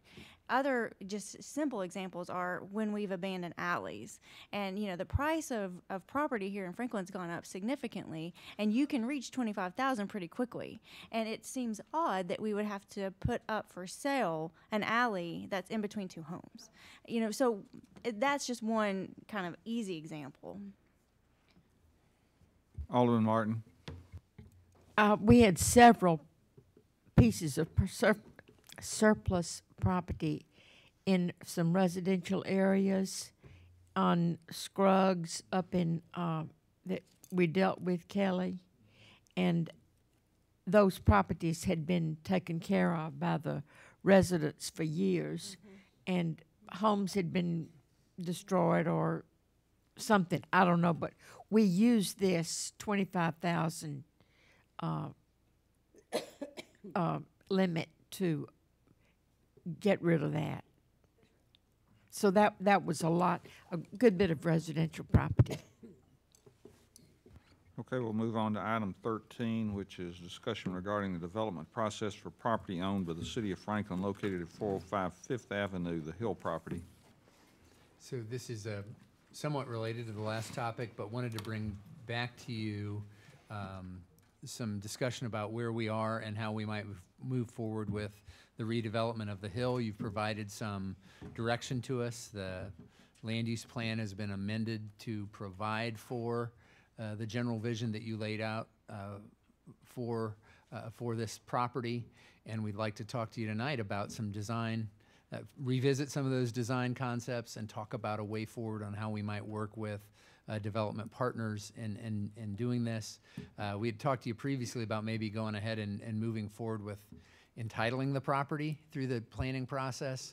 But as we reviewed that further, we thought really there's enough design work that we've put in, at least on a preliminary basis, that we might be able to accomplish that same goal without having to spend that much time and money to do that more formal process, that if the board lays out a pretty straightforward vision, we can work back from that. So Vernon and Tom are here to talk about that in a little more detail, and I'll let them take you through the rest of it. Thank you, Eric.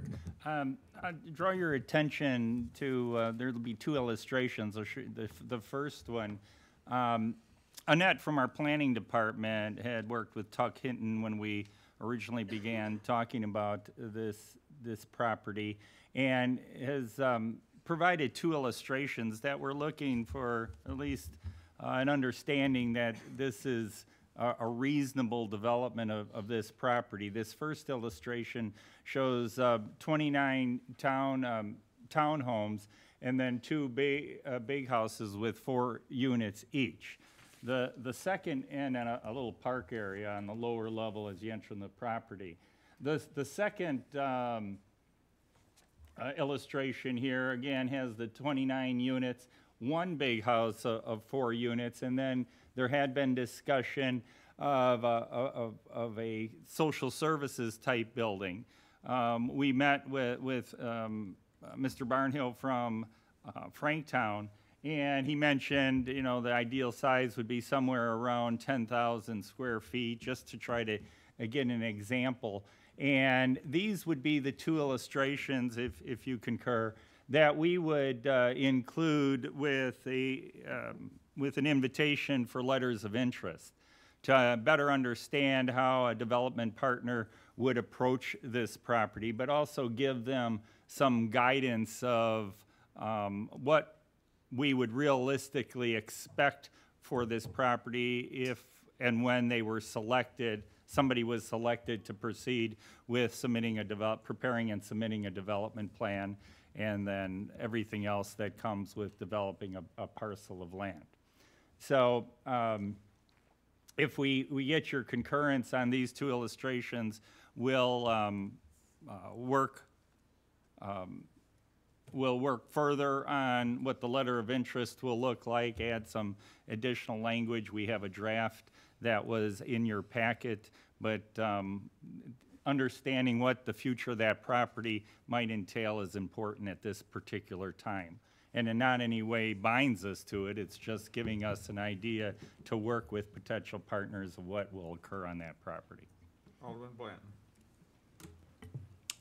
I appreciate this coming forward. It makes me happy that we're putting something out. I will say that I would be more open to seeing the iteration that has the 2 big houses as opposed to the community center.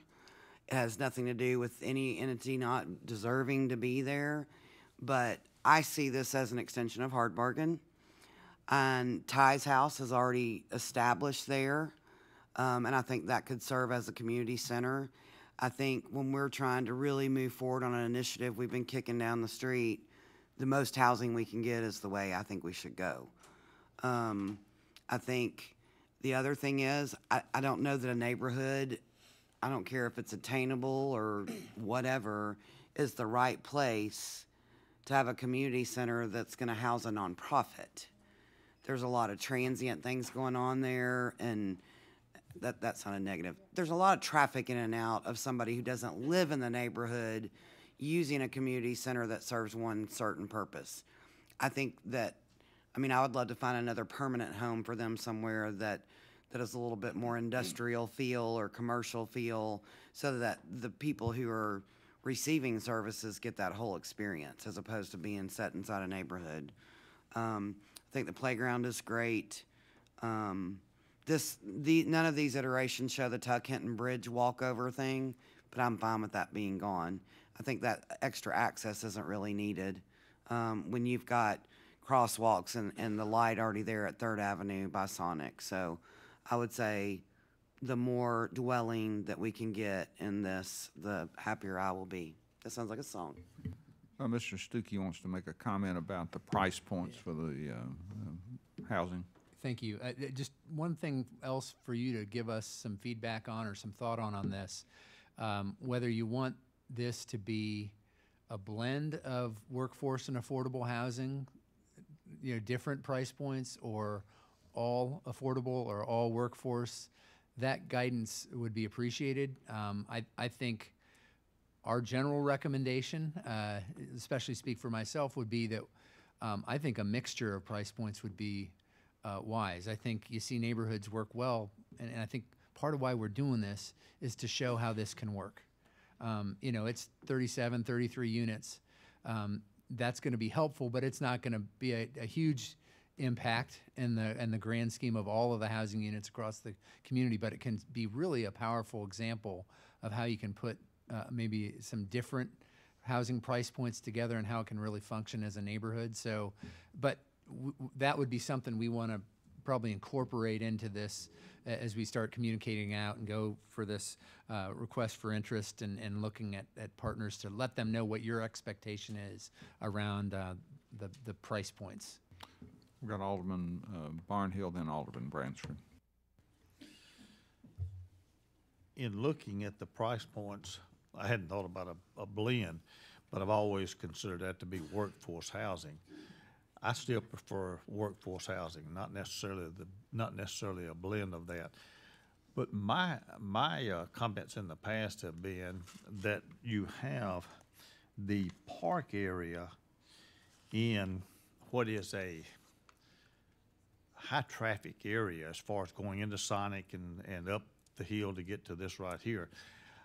I've never been a proponent of that being a park, a children's park.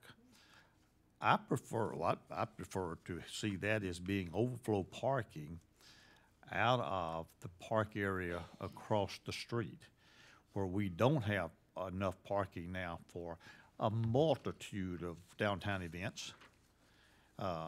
We have something, seems like in the summer about every 2 weeks something's going on down there, and we just don't have the parking. That's an issue that every time we come someplace that comes up. That would be a pretty good place for parking now. You've got a crosswalk there. You're going into the Bicentennial Park. When you're downtown doing one of the street festivals or something other, you usually don't, most people I don't think mind walking the extra block or two to get to that. I'd rather not see the park. I think that is a high traffic area.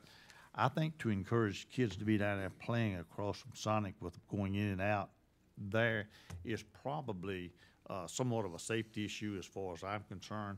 So that would be my comment on this. That and the fact that I probably at this particular time prefer the workforce housing rather than the mix. Alderman Bransford. Yeah, I agree with the 100% housing versus, community type of endeavor. Mixed price point, but for your workers, for our working citizens, our teachers who have their schools in the community, our new police officers who have moved into the community, the folks that's working at Kroger and the restaurants in the downtown, I would love to see those individuals be able to afford and live in this type of complex. So folks that's getting up every day going to work. Our Franklin Housing Authority is creating great capacity for a group of renters who need maybe a more income-based rental space. So Franklin Housing Authority is doing a great job on that, and they're redefining that Chickasaw area down off of Cherokee area off of near Jim Warner Park. So there's going to be housing and capacity in that area coming up very soon. So if this could focus, as been said by several people here, is more of another level up the workforce, people who are actually young professionals. I would like to see college graduates coming in here and that's working in our office building to find this site attractive and affordable for them to live. As far as the little playground area, I think we could put a cute little picket fence or something around that, Clyde, and make it nice. But I definitely need some type of play area, because otherwise they will be crossing the street. Not that anything wrong with that. If you got a nice crosswalk to go from that site to the Bicentennial Park, you know, with a light and a walking way to get there. Thank you. Alderman Speedy. I'd also be in favor, I guess, the residential only use, just to maximize the number of homes we can get there. I mean, you can see it goes from 93 parking spots to over 114 if you do introduce the community center.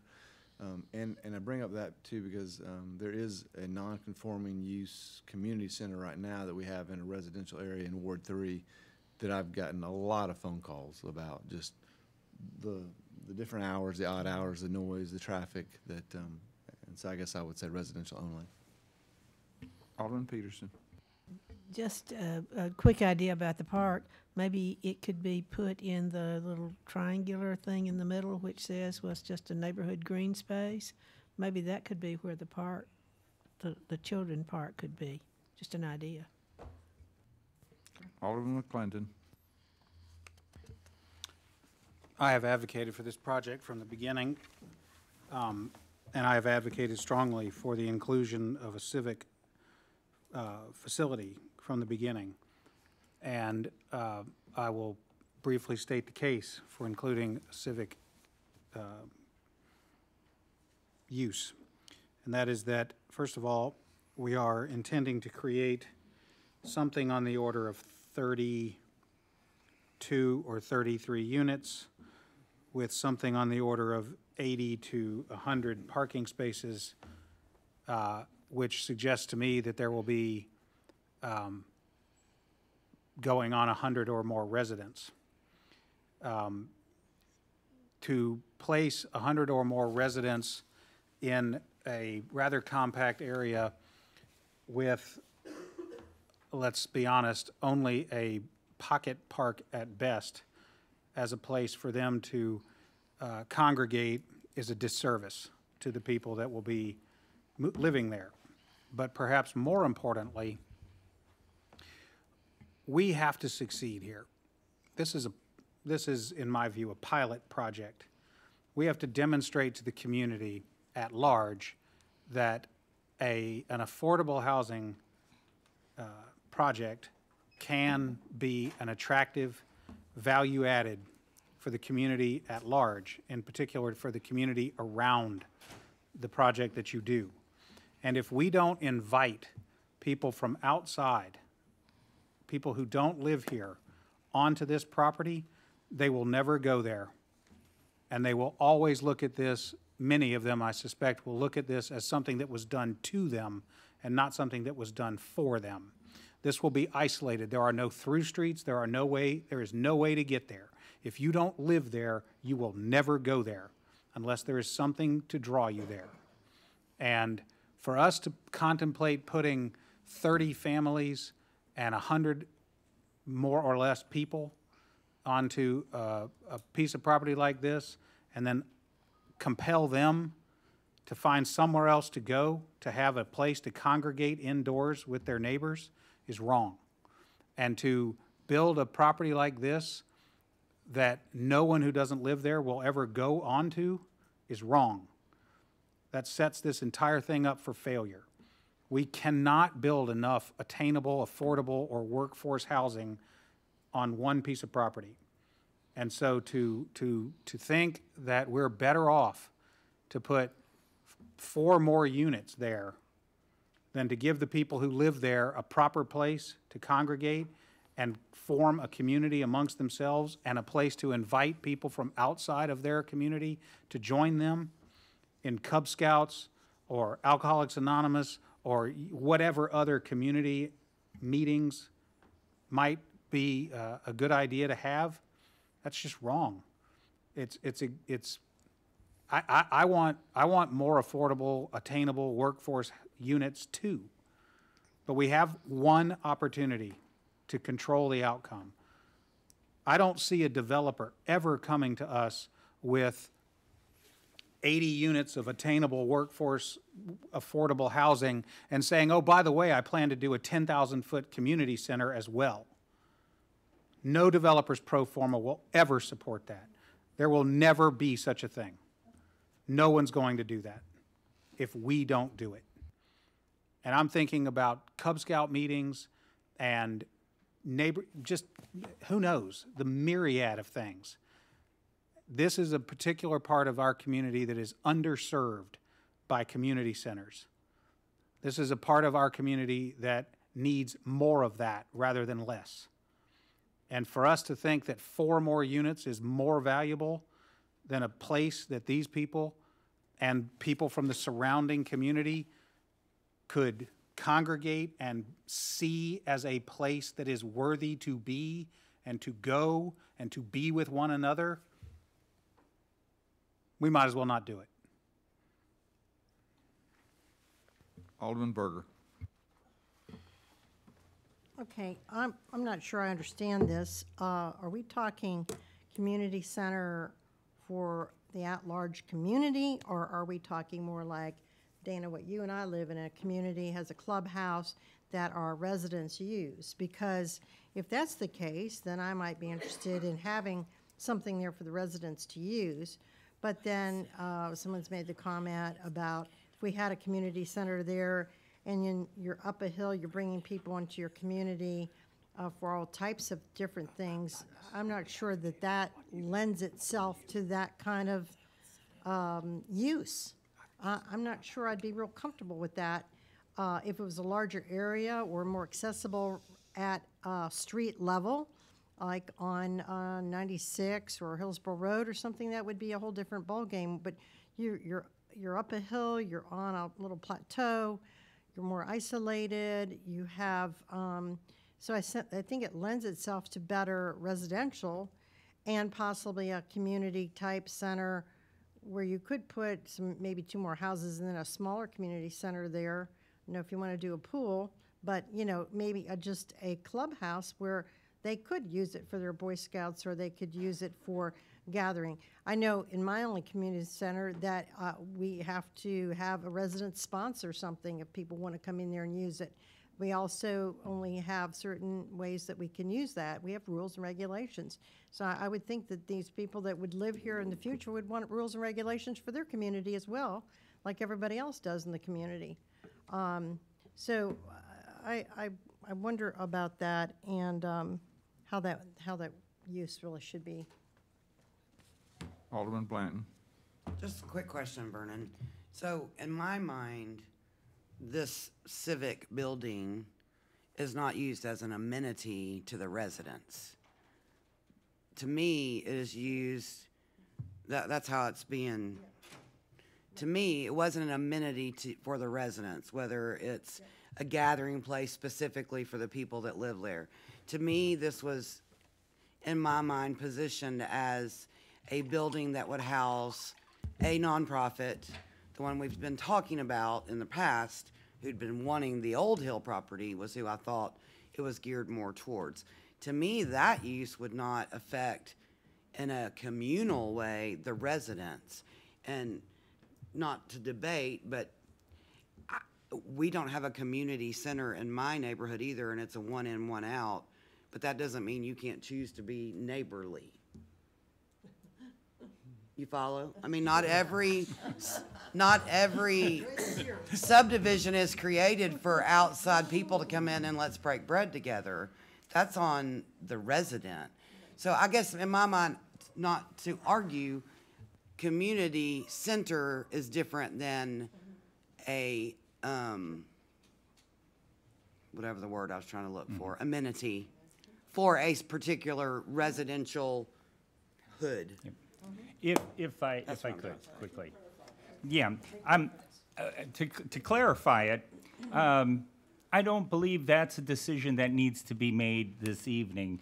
And what we tried to respond to was that recommendation or suggestion based with an entity we had talked about. As long as we're in concept agreeable with these conceptual types of plans, the building can be removed or put in when we get to that point.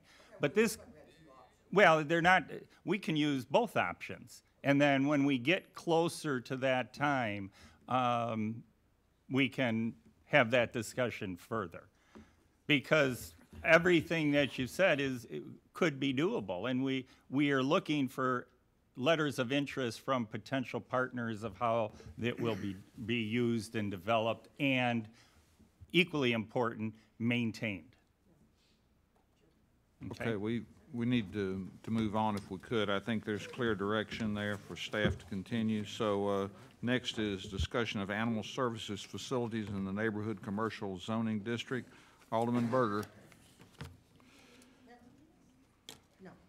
No. Go ahead, Alderman You're going Berger. to. Oh, all right. Well, thank you. We want to rush through this. Yes, we're going to be as quick as We may need to bring we- it back even, We're going so. to, well, this is just to get your input. Initially, this is going to come back, and Ali Hamari is here to talk about it. I'm going to let him speak mostly to it, but we have an empty building in McKay's Mill that people, it was Walgreens, it was a Sears outlet, and a lot of the people don't want a lot of traffic in the area, but it is, but commercial lends itself to bringing a lot of traffic, and it is in a neighborhood, and we have homes nearby, not too close, but nearby. So anyway, Ollie came to me with an idea, and I'm going to let him tell you what he's been doing as far as talking with the neighbors, talking with the HOA, and giving you a rundown. So Ollie, within 2-3 minutes, I think you can give the presentation here real quick. And this is Ollie Hamari, and you might want to introduce at the appropriate time who you have with you. Good evening, everybody. My name is Ali Himyari. I'm the owner of Nashville Canine. This is my guest and client, Susie O'Hara. Pull it closer. Can you guys hear me? Yeah, there you better. Pull it All right. closer to you. Thank you. So I own a company that originated out of Nashville in 2005 called Nashville Canine. It is a high-end dog training facility. We specialize in various working dogs, providing dogs like Parkinson's, service disability dogs, law enforcement dogs, and highly trained canine dogs to places. And so one of the main working events that we do are for like your local sheriff's office here or the City of Franklin Police Department. When they had a canine unit, we were the trainers that helped that along the way. And one of the ways we gave back in that instance, which was a couple of years ago, was we did it for free at no charge. So the idea here is take this Walgreens, make it an indoor dog training facility, create an elevated platform where it's state-of-the-art. Dogs can have kind of like an indoor dog park for the training facility. They can urinate, defecate, stuff like that inside when we need them to, and then the working dogs that we need to take them out and expose to different environmental stimuli, we can load up in our vehicles, take them to the mall, get them used to escalators, elevators, things of that nature. And so we need to be able to keep these dogs here overnight because I cannot turn over a disability dog to somebody who's disabled until they're finished, for example.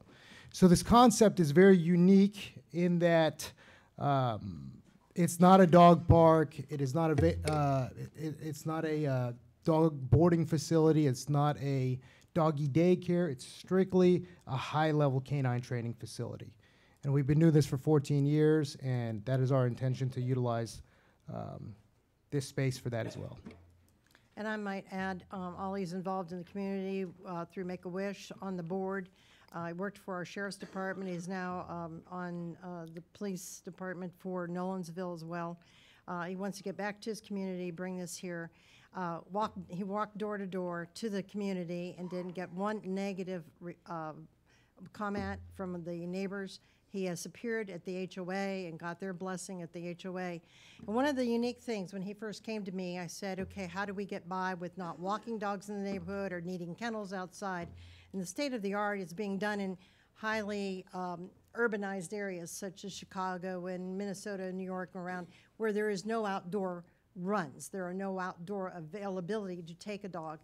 And so they would load up a dog in the back of the store into an SUV and take them out and bring them to City Hall, bring them to an escalator in the mall, bring them to a doctor's office, bring them out to parks, because as Lolly said, they were being trained. He trained Remy for our sheriff's department. And I talked to Jeff Long, I talked to a number of people, and they said, Jeff is now our Homeland Security Commissioner. He said this kind of training is extremely vital in our community and in our state as well. So I wanted to get the feel for the neighborhood, and he took the time to go and with his wife and child and walk door to door with the neighbors. Last week he appeared at the HOA, and I just wanted to bring it to you because he would be soundproofing. It's a very substantial building of metal and brick, and there are no windows on the bottom level at all, just at the very top. He would also be soundproofing the walls as well, and keeping that building occupied. It's lit already, and we'd have someone to actually be in our neighborhood over there in the area. Correct, and what it'll also do is it'll elevate a law enforcement presence by virtue of what we do, and it will lighten up that area that's been dark and frankly plagued for retail for a number of years. Our business is an appointment-only business, so it's very low traffic, low impact to the area. And then, of course, we do a number of things to get back to local community. Has staff had a chance to understand what they're requesting and had a chance to review? Do you need a tweak to the ordinance? No. Well, the issue is that the permitted uses don't allow this particular use in the zoning district. There are 4 different permitted uses in our zoning ordinance that address dog or animal care facilities, 3 of them being veterinarian type facilities and 1 commercial kennel. This use doesn't fit cleanly into any of those. With the new zoning ordinance that will be coming forward as a draft pretty soon, we're trying to consolidate all of those 4 uses into 2 different uses that involve animal care services, and they're either indoors or outdoors.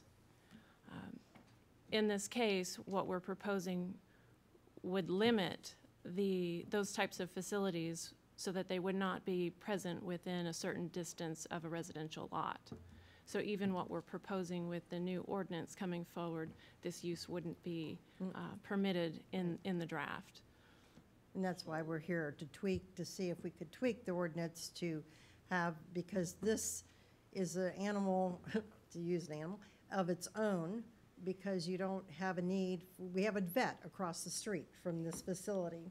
Already we have a vet, but your facility doesn't require what would be in those zoning ordinances is outdoor runs or outdoor facilities or anything like that. It's pretty unique. So it wouldn't fit, and it would need to be, Vernon, when we talked, how we would have to do something with the, tweak the ordinance to make it comply in a sense where it would be accepted.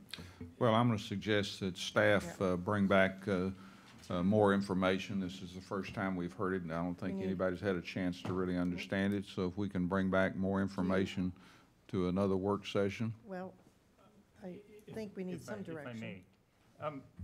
From a procedural standpoint, what we'd like to do in instances like this, and that's why we placed it on the work session agenda, that an alderman may request that we proceed with an amendment to the zoning ordinance as far as permitted uses. And then we would draft that up if you're inclined to have us proceed. If not, we don't want to take the time or mislead a particular applicant. And you know, there will be questions that come up of how we mitigate this type of use in a standalone building, perhaps. But that's the reason that we've, from a procedure standpoint, asked Alderman Berger to bring it before y'all. And I would like that direction from the board here, because since it is very unique, it doesn't have any outdoor requirements, and he has gone to the neighbors to make sure that it would be supported. He's gone to the HOA to make sure it would be supported in that community. There's a grocery store across the street, there's a restaurant next door, there's a vet across the street in that area already. And he's not impacting it, the area, and that's one of the other things that that neighborhood has been very keen on, is trying to not impact the area with more traffic. But they know a commercial building is always going to bring more traffic, and this was quite unique for them as well. So that's why I really wanted to bring this, because it met all the requests from the HOA, it met the requests from the neighbors, and it is going to be alongside businesses right there on those corners. I think you want to hear from a few aldermen. Alderman Martin. I think this may be a very good thing, but I would hate to see us change our ordinance or do anything to get this in permanently, because you might not want to do this forever, and you might turn it over to somebody who would not be as acceptable as you are. I just would like to see you look into something that could be a temporary thing, or I don't know how that works. I just don't know if you can do that without making it permanent. But I do think we need to be very careful about putting things in the ordinance or changing it, that we're going to be sorry down the road. Alderman Barnhill. I agree with Alderman Martin also on this, and the fact that put this mildly, we've had opportunities to come in, and we've been assured that the neighbors are okay with this and that everybody is okay with this until we put it in. And just with just the comment that the neighbors are okay and the HOA is okay is probably not satisfactory on changing this particular use right here. So I'm not comfortable with the verbiage that everybody's okay with this. And if we want to do, you want to do a neighborhood meeting, you want to do whatever you want to do on it. But I'm also not, Margaret, I'm sorry, let me finish. If we want to change something, then I don't have a particular problem in changing something, but I want to make sure that everyone is in agreement with this, because I've sat up here long enough to know that there have been more than one or two opportunities for citizens' comments, and that we've been told everything is cool, everything is fine, until we make that move, and then we find out whether it's a street improvement, whether it's a sidewalk, whatever, it's a business or whatever, then it's come back and it's not been satisfactory on that. So I need something besides just somebody saying something else. And I also, I'm a little bit concerned about tweaking the ordinance to accommodate. I mean, we set up the ordinance, and just like Margaret said, if the business decides not to function in a year, I guess we've got that in the ordinance, do we not? For that particular location, or I want to make this clear. Make it clear. This is for anywhere in that zone district throughout the community if certain conditions are agreed upon, but we're not. Right. You know, it's not just about the one location. Alderman Bransford.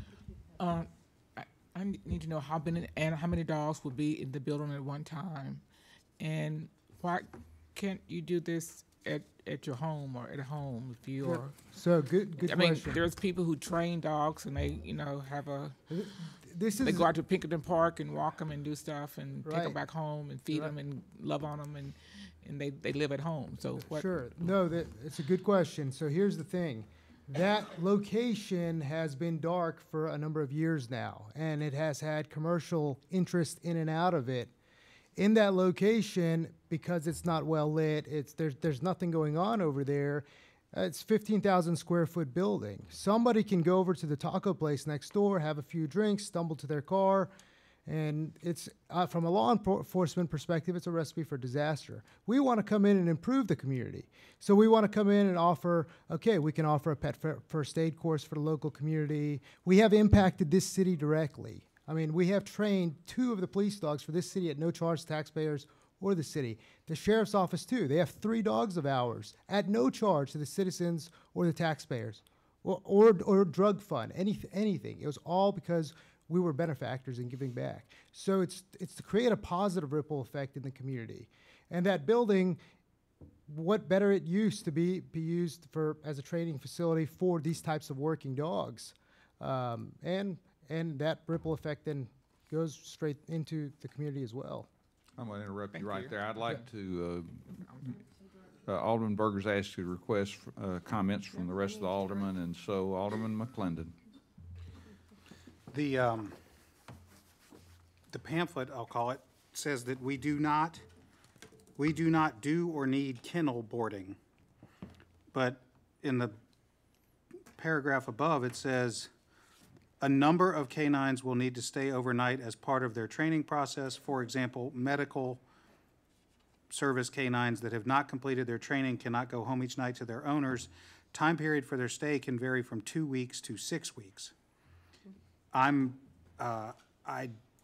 don't know how we write, assuming that we were willing to tweak, quote, tweak the ordinance, I don't know how we write a tweak that doesn't essentially create the opportunity for a kennel wherever we apply this tweak. It seems to me it's difficult to know the difference between dogs, a number of canines staying overnight for a period of between 2 to 6 weeks on the one hand, and whatever kennel boarding means on the other. So if we are to consider this, and I don't express an opinion one way or the other, but if we are to consider this, that will be a sticky wicket, I would think. I think we could narrow that down. That's just semantics. Anybody, I mean, I'm not interested in doing. Excuse me just a second, please. Would any other alderman like to make a comment? I would just say that I think the difference there would be people paying to board their dogs and public dogs. So you are client-based, law enforcement base, which would be, a dog would be coming in to be housed and trained. And I think it would have to be written that it's not kenneled. It's not kenneled to the fact that, yeah, it's staying overnight, but I think it is semantics in a way. But Dana, I agree, it would have to be clarified so that if you did leave, even though you're looking at a 10-year lease right now with Walgreens, a 10-year lease, what happens, after that? I think that's a fair question, and we do need to address it. Ready to move on to the next item? So we're going to bring it. We're going to go forward to. I don't know if I'm seeing enough board support for us to spend staff time on doing an amendment of this nature. I would hope so. I need you to tell us something, because I heard a number of negative comments about concerns. So I'm concerned about spending a bunch of staff time on something that the board is not interested in pursuing. I would just offer that we really do need to understand this. I mean, I would ask the board not to turn it down with the information you have, but to find out how we could write a better ordinance to accommodate that. This is quite unique. It's different than anything we've seen. It's different than kennels. It's different than vets. It doesn't fit. And because a business model and something that's happening around the United States, addressing law enforcement needs, addressing private guard needs and health needs for Parkinson's and diabetes patients, are we willing to just throw that out the door? I would hope not. Any other alderman want to make a comment and give some direction, Alderman Blanton? I'll just say I tend to agree with Clyde. I think saying that everyone's on the same page and knowing that are two different things. And while I appreciate the idea of trying to fill up a dark building in a residential neighborhood that has retail, I don't know that this is a retail use. So if the neighborhood supports it and we feel like that's a concrete direction, then I might be a little bit more willing to consider it. I think what you do is great. I just don't know that this is the right place for it, so. If I could put Alderman Speedy and Alderman Peterson on the spot.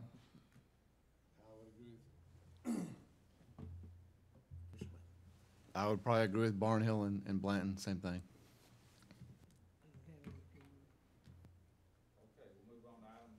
Item number 15, consideration of resolution 2019-24, resolution to authorize the Parks Department on behalf of the Board of Mayor and Aldermen to submit an online application to Baseball Tomorrow Fund for the renovation of the irrigation system at Jim Warren Park. Everybody good with that one? Next is 16, which is a procurement award to Best Cleaners of Columbia and New Brand Cleaners of Columbia for taking care of our policemen's uniforms. Everybody good with that one? Okay, we'll bring number 17 back next meeting, and we'll try to put it on early. So we'll be back in here in about 10 minutes.